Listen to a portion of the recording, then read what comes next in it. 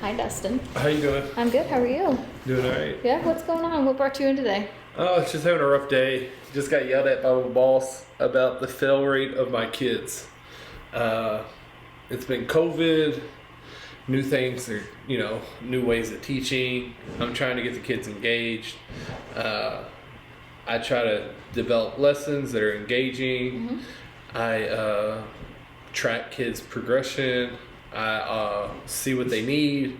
I reach out through email like multiple times a week, and the fail rate's still kind of high, and I understand that.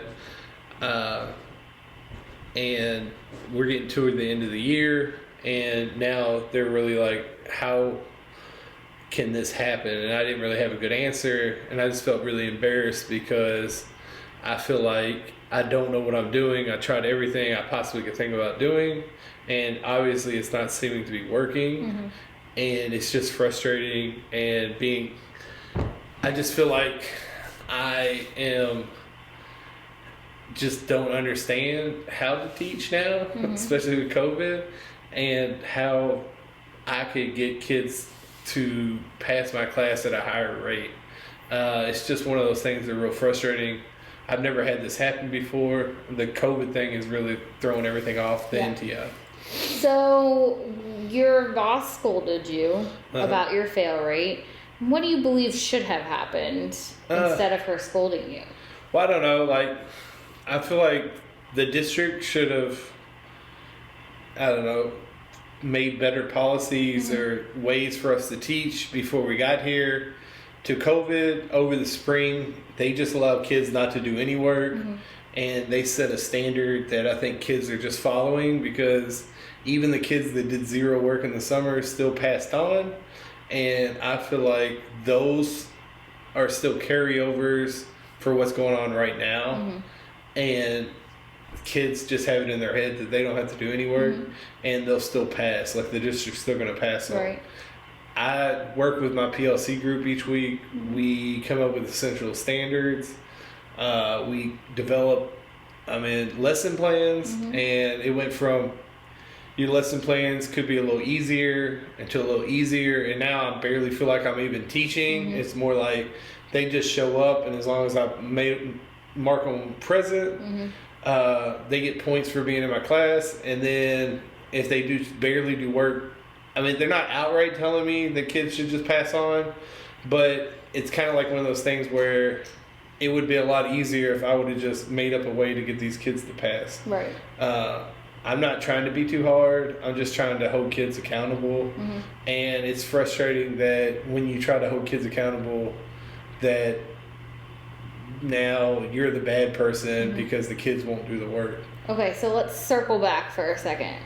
We started off by talking about how you had a rough day at work because your boss scolded you for the number of kids that were failing. So, focusing just on your boss, how do you believe your boss should have handled this situation, just focusing on your boss? I feel like probably would have checked in earlier in the year, and when the fail rate was high the first 6 weeks, came up with new solutions for me to do. I feel like we waited, now we're in the third 6 weeks, and nothing. I did have a little change. 9 kids moved to the pass from the first 6 weeks, and them not communicating made me feel like I was doing everything that I could and they understood, and now it's just kind of shocking that we're coming to the end, and now it's like, well, you failed the kids somehow. Right. And for somebody to tell me I failed kids is just embarrassing to me. Okay, so that makes you feel embarrassed. How else does it make you feel when you're in this sort of situation where your boss is scolding you? When I get embarrassed, I sometimes get angry and mad and more defensive, and I kind of tune people out, and I don't really hear what people say after they give me negative feedback, and I know it's a problem, but it's hard to think that you're doing things right, and then for somebody to tell you, oh, you're doing it wrong, but then not suggest anything that I should have been doing. I thought I was doing everything correct, and it's just hard to hear that now at the last second it's on me instead of I should have had some help earlier in the year. So you felt anger as well as embarrassment with this situation. You were angry at your boss. Yeah. You felt like she should have communicated with you way before she did. Yeah. And because she waited too long to communicate with you, you became embarrassed because you were called out in front of everybody else about the number of kids that were failing. Yeah, I mean, I've been teaching for 7 years, and I'm new to Wagner, so I don't know all the procedures that they do. And with COVID, they created even more procedures. And earlier in the year, I followed the procedures, and I referred all these kids. And then the next day, I had a "we need to meet" email, and they basically told me that, why did I refer so many kids? And then I just translated that into I did something wrong. So I just stopped referring kids. I just started trying to call on my own. And now today they were basically like, oh no, you should have still been referring kids. Right. And it's just like I get mixed messages and I'm just confused. So yeah, embarrassed, and then I get angry, and then I'm just confused, and I just don't understand what I did or what I could have did. So it kind of seems like your belief about these sort of situations is that anytime you feel like you are backed into a corner or embarrassed, that it's being projected on you from another person's perspective. Yeah. Does that make sense? So your belief is that my boss should have communicated with me beforehand, and if she had done what she was supposed to do, then I wouldn't be in the situation that I was in at all. That's the belief. Okay. So you say that you feel your principal should have communicated with you ahead of time and given you some steps way before we are now, because like you said, we're at the end of the semester. She could have communicated with you way before this, like 6 to 12 weeks prior to this. Did she write you up at all for failing kids? No, I didn't get wrote up. It's just more of like I disappointed her somehow, and I don't like disappointing people. Like it hurts sometimes worse to like think that I let somebody down. Did she tell you that you disappointed her? Not to me, and not in her words, but Did she act like you disappointed her?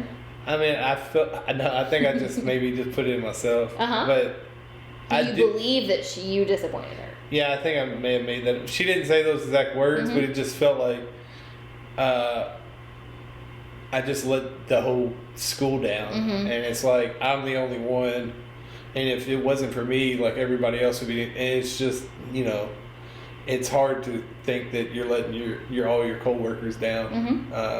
So I think she didn't say any of that, but I could just like insinuate, and I just started feeling that way, like I was letting people down. So if she didn't write you up and she didn't give you a bad evaluation, she didn't flat out tell you that she was upset with you or disappointed with you. So why are you feeling anger towards her? It's not towards her. I feel more angry like towards myself to not know, like I'm angry not towards her. I mean I appreciate what she said to me. It's that if I would have just did what they wanted me to do now from the beginning, then I wouldn't be in this situation. But I didn't know what to do, so I feel like sometimes I should have known, and I don't know, it just makes me feel like I'm not the best teacher in the world. Well, now when you had this meeting, was it upbeat and positive, or was it really heavy and negative, and they were focused on everything you did wrong and they didn't come up with a plan to move forward? No, it wasn't heavy and negative. It was just they talked to me, and then they recommended a few things that I should do, and I don't know. I don't take like negative attention very well. I bottle it up, or it makes me feel absolutely horrible, and that's just something that I've developed that I need to learn to work through from when I was a little kid. And I'm a people pleaser, and when I think somebody doesn't like or know what I do and like what I do, I internalize it, and then I start putting myself down, and then I start getting angry towards myself because I should have been better, or I should have known what to do instead of waiting for them to tell me what to do. So you have this belief that if you mess up, even if it's the same mistake that 10 other people have made, but if you mess up, then you are disappointing someone, and Yeah. you're embarrassed by that. That's your Yeah, I feel like that I'm the only one messing up, Mm-hmm. which they told me I wasn't, but I just felt like, I'm the one messing up the most. right. Okay. And it's just, that turns into embarrassment, and then I get Mm-hmm. angry, and then I like internalize it, Mm-hmm. and I kind of shut down. Well, I think it's okay to feel embarrassed or even a little bit disappointed by this situation. And nobody likes to be singled out or feel like they're called out in front of an entire staff of people. But like you just said, you weren't the only one that made this mistake. So those are emotions that are okay to feel. But I would maybe focus on taking that sense of embarrassment and use it to your advantage and turn it into a positive. So moving forward, did they give you a plan for how to help kids not fail next 6 weeks? Yeah, I mean, they gave me a plan, Mm-hmm. so we're gonna work on that. I don't know. I'd rather there was like things I wasn't doing, and they didn't point out anything that I was doing that was positive. And I feel like I've done a lot of positive stuff, and it's just all like you did all this bad stuff instead of saying, "Hey, we know it's hard. You've done all this stuff. You write lessons. They're really great." But somehow the fail rate's still like they didn't ease it in. It was just basically I let everybody down by the fail rate being too high. Well, if you're feeling this sense of lack of appreciation, maybe moving forward you can follow the steps that they've given you and kind of, actions speak louder than words. Prove to them that, you are worthy of that sort of acknowledgement. And not everybody works that way. Not everybody works off of those words of affirmation. So maybe that's something that moving forward, if you communicated with your principal and explained to her, these are some things that motivate me and these are some things that I need to be successful. I think it would just be a matter of communicating with her, and then you show her that you can grow. Yeah, I can do that. So now looking back, knowing that you felt at the beginning like you were a little bit angry, a little bit frustrated and embarrassed with your principal for calling you out and not communicating ahead of time how to prevent these kids from failing. How are you feeling now? I feel better now. I mean, I took what they said and I worked it out, and I do realize that I made some of the stuff up in my head, and I put a lot on myself. At first, I was just really embarrassed and upset, but now I've calmed down as the day's gone on. Yeah. Okay. Well, that's good. I'm hopeful that moving forward, you can use those sort of situations and those emotions to focus on positive ways to change and positive ways to grow. Yep, I'll do It's that. a great session. Thank you very much.